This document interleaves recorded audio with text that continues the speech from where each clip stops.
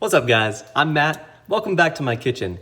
You know, there are two dishes in this world that I truly love: ramen and curry. But what if you wanted to take the two and meld them together into one delicious bowl? Well, you guys are in luck, because that's exactly what I'll be doing in today's video. I'll be taking you through a step-by-step process showing you how to create your very own homemade curry ramen. And all I ask in return is that you smash that like button and subscribe to the channel if you haven't already. But before we get to that delicious curry enlightenment, we need to make one. Let's go ahead and get started, shall we?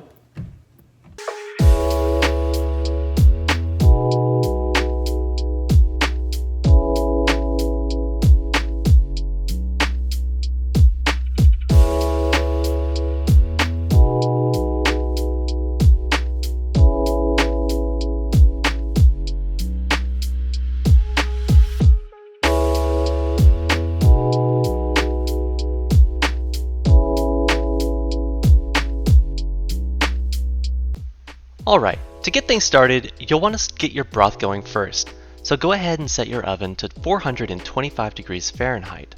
Now, while that's heating up, you'll want to get your beef bones set up on a baking sheet, and you'll want to lightly cover the bones in olive oil. And make sure to rub it in on all sides.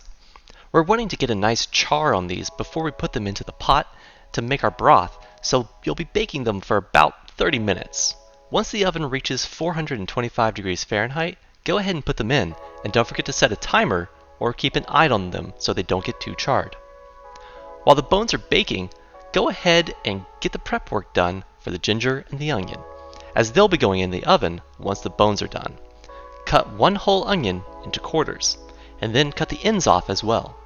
You can leave the skins on, as they give a broth the depth of color and added flavor that you're looking for. Next, you want to cut one large ginger root in half long ways. Now you just have to wait until your beef bones are done and look about like this. Go ahead and pull them out of the oven and set them into the pot that you'll be making your broth in. The reason we baked our bones is not only for the additional flavor it brings to the broth, but it also allows us to skip a rather annoying step in the process of making broth, which is blanching the bones to reduce impurities in the final product. Now you'll want to fill your pot nearly to the top with cold water and bring it to a slow boil.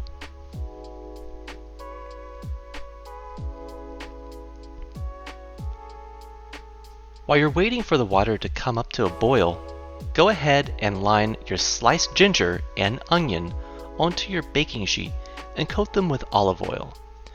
You'll want to leave these in the oven at 425 degrees Fahrenheit for about 1 hour or until charred, so set a timer and check in on them later.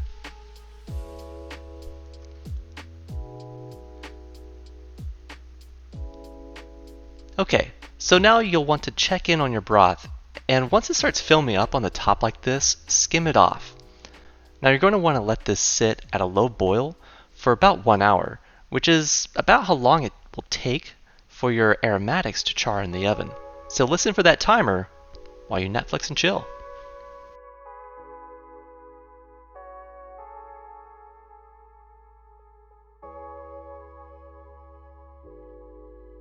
Once your ginger and onions are looking about like this, it's time to take them out and add them to your broth. I let them cool down a little bit before adding mine. Once you add your onions and ginger, you'll be leaving this to cook at a low boil for up to 5 hours.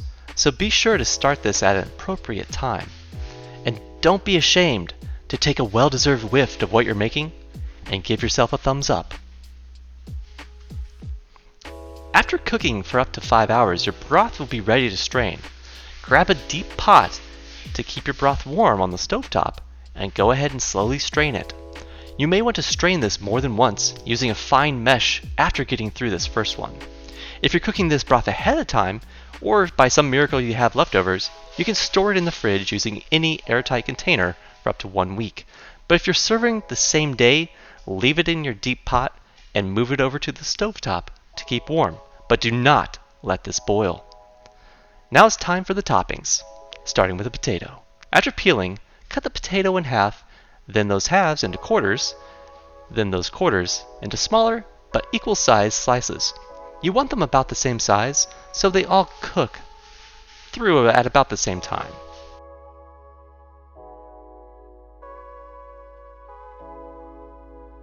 Next up, we have our carrot. After peeling the carrot, cut diagonally along each cut that you make, rotating the carrot slightly after each cut to keep them all the same shape and size. You can cut them in any shape really, just try your best to keep them the same shape and size so they all cook through at the same time. Go ahead and put your carrots in boiling water for 5 minutes, then add your potatoes. Cover with a lid and cook for 10 minutes. Next we have our thinly sliced beef or sukiyaki. You can get this at your local Asian market, but if you don't live near one, you can buy just about any cut of beef you want and thinly slice it yourself. I'd recommend sirloin.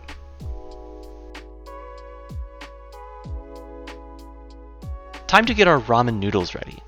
Get about 7 cups of water to boil and then cook your noodles for 2 minutes, occasionally stirring. If you don't have a noodle strainer like this, you can cook the noodles in the pot. Just stir them so they don't stick to the bottom or the sides. Once the noodles are done, put them in your serving bowl. Now it's time to cover those noodles with our divine broth. You'll want to add 2 cups of beef broth to your bowl. I'm using a ladle that is half a cup, so 4 ladles. I do recommend that you measure this part out, as the texture and flavor will be off if you don't.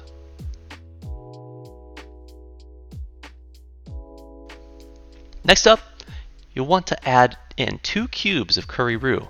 I like golden curry hot or extra hot. Once added, stir the broth and curry roux until blended thoroughly. You can also put 2 cups of broth in a smaller pot and mix the roux there prior to adding your noodles. Now to add our toppings to the bowl. Grab your desired amounts of carrots and potatoes and place them in that curry bowl of deliciousness.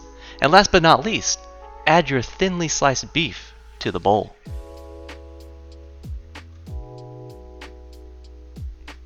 And there you have it, an incredible dish that's sure to impress whoever is lucky enough to try it. I couldn't wait to dig into it, as you can see, and actually had to make another bowl for the B-roll clip at the end. I hope you enjoyed this as much as I do, and I can't wait to share more recipes with everyone. Thank you all for your support and for watching. It truly does mean a lot. Now, go enjoy that incredible homemade curry ramen.